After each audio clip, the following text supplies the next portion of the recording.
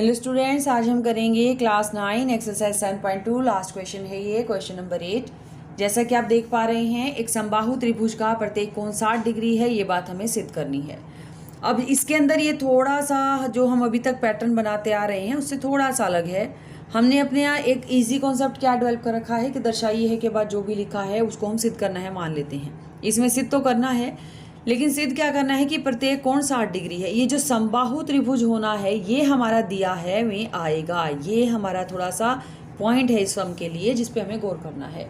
समबाहु त्रिभुज होना हमें दिया गया है और हर एक कोण का 60 डिग्री होना हमें सिद्ध करना है।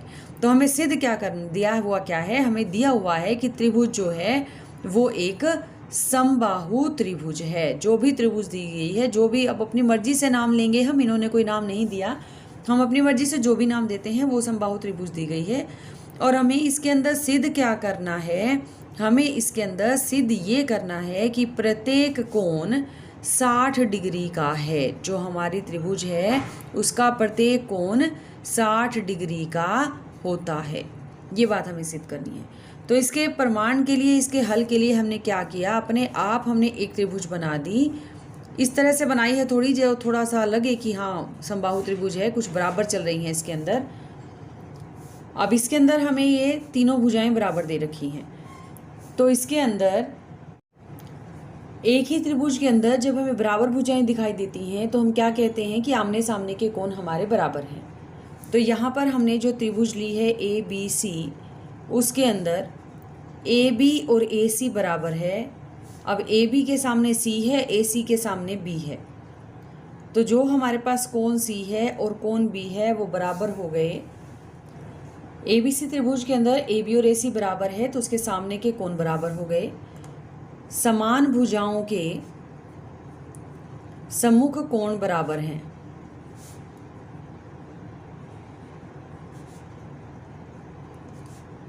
ये हमने रिजल्ट है जो यूज़ किया है। इसी तरह से इसी त्रिभुज के अंदर हमें दिया गया था, जो हमारे पास एक और भुजा है, तीनों भुजाएं बराबर हैं। पहले हमने कहा कि AB और AC बराबर है, अब हम कह रहे हैं कि AB और BC बराबर है। अगर ये बराबर है तो इसके सामने का कोण AB के सामने है C और BC के सामने है A, ये बराबर हो गया। ये हो गए हमारे पास दो समीकरण। अब इन दोनों समीकरण को अगर हम देखें तो इससे हमें क्या पता चलता है कि तीनों ही कोण बराबर हैं। कोण A, कोण B और कोण C तीनों बराबर चल रहे हैं।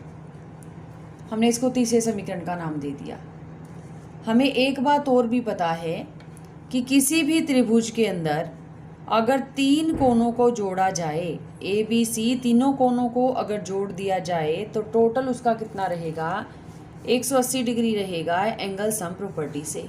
अब क्योंकि तीनों बराबर हैं तो हम चाहें तो 3 बार A कह दें, चाहें तो 3 बार B या फिर 3 बार C भी कह सकते हैं।